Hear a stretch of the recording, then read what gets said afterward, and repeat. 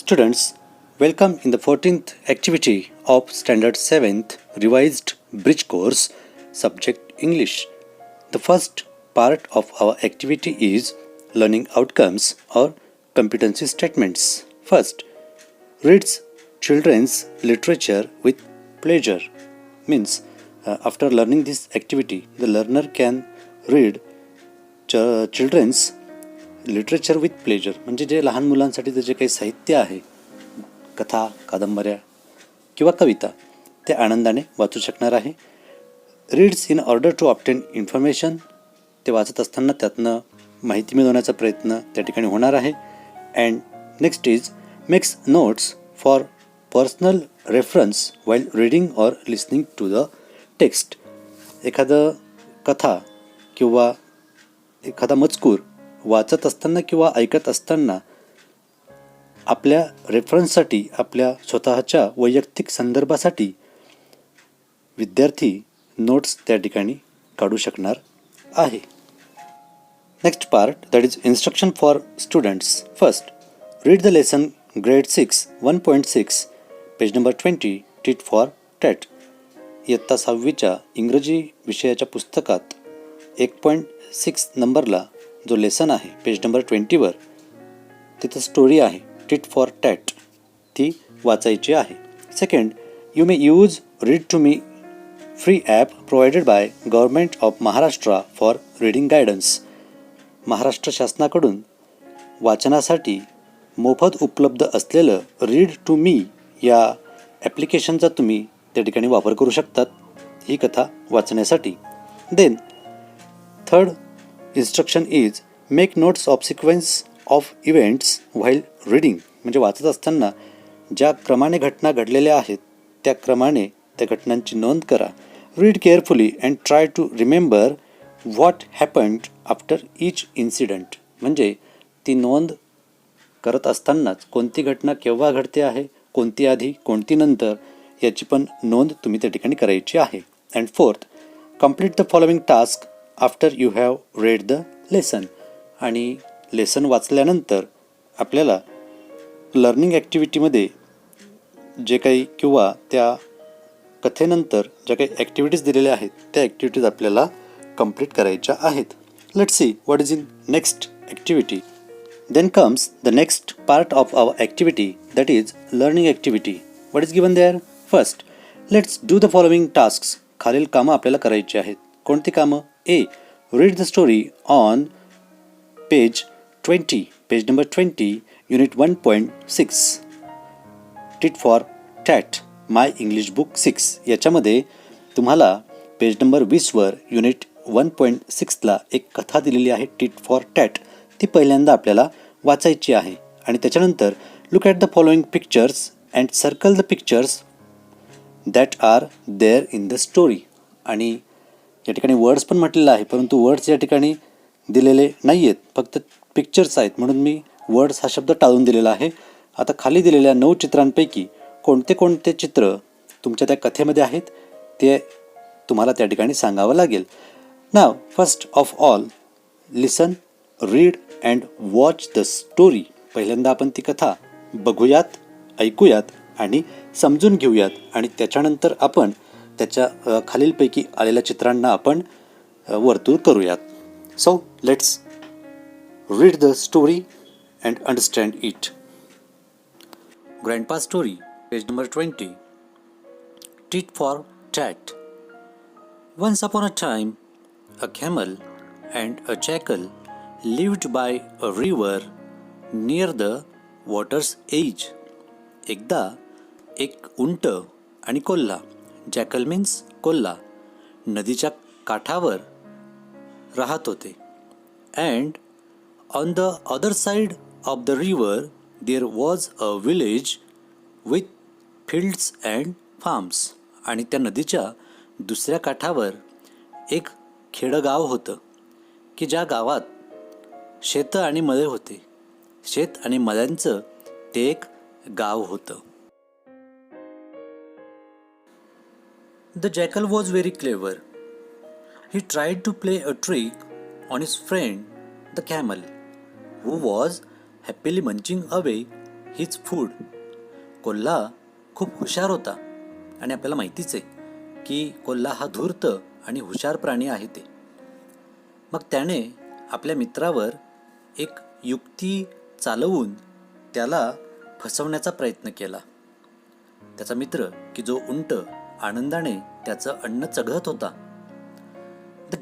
The jackal began to tempt him to go for a sugarcane treat in a farmer's field. त्या कोल्ह्याने त्या उंटाला एका शेतकऱ्याच्या शेतात जाऊन उसाची मेजवानी करूयात याच्यासाठी भुरळ पाडण्याचा प्रयत्न केला, त्याला प्रलोभन देण्याचा प्रयत्न केला. At first, the camel hesitated, but in the end, he agreed to go with the jackal to raid the sugarcane field. पहिल्यांदा तो उंट घुटमळला, हेजिटेट, संकोच करू लागला. बट इन द एंड, परंतु शेवटी कोल्ह्याने त्याला भुरळ पाडली. त्याच्यामुळे तो उंट त्या शेतकऱ्याच्या शेतात जाऊन उसाची मेजवानी घ्यायला तयार झाला. The jackal sat on the camel's back and the two friends crossed the river. कोल्हा उंटाच्या पाठीवर बसला आणि दोघंही मित्रांनी नदी पार केली. कदाचित पाणी खोल असेल किंवा कोल्ह्याला पोहता येत नसेल, त्याच्यामुळे तो उंटाच्या पाठीवर बसला. They ate their fill in the sugarcane field. त्यांनी आपली पोटं भरेपर्यंत ऊसाच्या शेतामध्ये ऊस खाल्ले. Suddenly, the jackal began to howl. "Shh," said the camel. "You will wake up the farmers." But the jackal went on howling. आणि थोड्या वेळानंतर लगेच तो कोल्हा ओरडायला लागला, केकाटायला लागला. उंट त्याला म्हणाला, "श्श," म्हणजे शांत बस, असा त्याने इशारा केला. तू त्या शेतकऱ्यांना जागं करशील. परंतु तो कोल्हा केकाटतच राहिला. Sure enough, the farmer and his helpers came running to the field. आणि तो तोपर्यंत ओरडत राहिला जोपर्यंत तो शेतकरी आणि त्याच्या मदतीचे माणसं त्या शेतात येत नाहीत तोपर्यंत. The naughty jackal slipped away, but the poor camel could not do so. आणि कदाचित कोल्ह्याने हे मुद्दाम केलं असावं. आणि असं करून तो त्या ठिकाणाहून निसटला. तो खोडकर कोल्हा, नॉटी मीन्स खोडकर, तो खोडकर कोल्हा त्या ठिकाणाहून पसार झाला. परंतु बिचारा उंट तिथेच राहिला, तो सापडला. The farmer beat him up and drove him away. मग त्या शेतकऱ्याने उंटाला बदडलं आणि त्या ठिकाणाहून. And when the camel came back to the edge of the river, the jackal was waiting for the camel at the river side. आणि जेव्हा तो उंट त्या शेतकऱ्याच्या हातून मार खाऊन परत नदी किनारी आला, त्यावेळेला कोल्हा त्याची नदीच्या काठावर वाट बघत होता. ही सेड, म्हणजे कोल्हा म्हणाला, "sorry brother, but I am in the habit of singing after a good dinner. I hope you didn't mind it." की भावा, बंधू, मला माफ कर, मला चांगलं जेवण झाल्यानंतर असं ओरडण्याची सवय आहे आणि तू ते मनावर घेणार नाहीस, तू ते इतकं मनावर घेणार नाहीस असं मला वाटतं, असं कोल्हा. The camel didn't say anything. उंट काहीच बोलला नाही. He let the jackal sit on his back and entered the river. त्याने कोल्ह्याला आपल्या पाठीवर बसू दिलं आणि त्याने नदीमध्ये प्रवेश केला. Near the middle of the river the water was very deep. आणि नदीच्या मध्यावर आल्यानंतर जिथे पाणी खूप खोल होतं, there the camel began to take a deep in the river. आणि त्या ठिकाणी उंट पाण्यामध्ये डुबकी घ्यायला लागला, म्हणजे पाण्यामध्ये बुडायला लागला. The jackal was frightened. आणि कोल्हा घाबरला. What are you doing, you silly fellow? Are you trying to drown me? अरे मूर्खा, काय करतो आहेस बावळटा? तू मला बुडवतोस की काय? असं कोल्हा घाबरून उंटाला विचारायला लागला. No brother, said the camel. उंट म्हणाला की अरे नाही भावा, असं काही नाहीये. It's just that I am in the habit of taking a deep in the river after a good meal. I hope you don't mind. आणि बघा, उंटाने पण कोल्ह्याला जशास तसंच उत्तर दिलं. ज्या वेळेला उंट मार खाऊन आला तेव्हा कोल्हा म्हणाला होता की मला चांगलं जेवण झाल्यानंतर किंवा रात्रीचं जेवण झाल्यानंतर, रात्रीचं चांगलं जेवण झाल्यानंतर ओरडायची सवय आहे. मग उंट पण म्हणाला की भावा, असं काही नाहीये, मी तुला बुडवत नाहीये, मला सुद्धा चांगलं जेवण झाल्यावर पाण्यात डुबकी मारायची सवय आहे आणि मला पण असं वाटतं की तू हे मनावर घेणार नाहीस. The naughty jackal learned his lesson, he never trouble the camel again. आणि याच्यामुळे कोल्ह्याला चांगलीच अद्दल घडली, कोल्ह्याला चांगलाच धडा शिकवला उंटाने आणि त्याच्यानंतर कोल्ह्याने कधीही उंटाला त्रास दिला नाही. So students, from this story we learned if we treat others badly, others also treat us badly. जर आपण दुसऱ्यांशी खोडकरपणे वागलोत किंवा चुकीचं वागलो तर दुसरे सुद्धा आपल्यासोबत खोडकरपणे किंवा चुकीचं वागतात. त्याच्यामुळे आपल्या मित्रांशी प्रामाणिकपणे आणि चांगल्या पद्धतीने वागा, ते सुद्धा आपल्याशी प्रामाणिकपणे आणि चांगल्या पद्धतीने वागतात. In this way we have observe, listen the story. Now we will circle the pictures and we will give the names to the pictures. It is expected there. त्या ठिकाणी चित्रांना नावं देणं हे एक्सपेक्ट आहे, हे आपल्याला खालच्या सॉल्व्ड ॲक्टिव्हिटीवरून कळतं. मग आता कोणत्या कोणते वस्तू आणि प्राणी त्या ठिकाणी या कवितेत आलेले आहेत. First, camel is there, then the boat is not there. It is sugar cane, it is also in the story. The police officer is not in the story. Jackal is in the story. Then farmer is also in the story. River is in the story. Then this is a crop, but this crop is not in the story. There is sugarcane. It is not a crop of sugarcane. Then there is horse. It is also not in the story. So in this way we can find out the pictures from the story and we gave the name to the pictures. अशा पद्धतीने कथेमध्ये आलेले चित्र आपण या ठिकाणी त्यांना वर्तुळ केलेलं आहे आणि त्यांना आपण नाव पण दिलेलं आहे. Then comes B activity. What is given there? B ॲक्टिव्हिटीमध्ये काय दिलं आहे? Read the following sentences carefully, arrange them in the order of the incidents happening in the story. आता खाली 7 वाक्य तुम्हाला दिलेली आहेत. You have given 7 sentences and you will have to rearrange them according to the incidents happening in the story. म्हणजे कथेमध्ये हे वाक्य ज्या क्रमाने घडलेले आहेत, ह्या घटना त्या क्रमाने आपल्याला लिहायच्या आहेत. So if you look carefully towards the following sentences, जर तुम्ही खालील वाक्यांकडे काळजीपूर्वक बघितलं, you will easily find it out which incident is happened at first and that is incident number 6. हे पहिल्यांदा घडलेलं 6 numbers sentence will come first. What is that? The jackal and the camel crossed the river to eat sugar cane. Then comes sentence number 3. They at the sugar cane. Then sentence number 7. The jackal started howling. And then comes sentence number 2. The farmer beat the camel up. Then sentence number 5.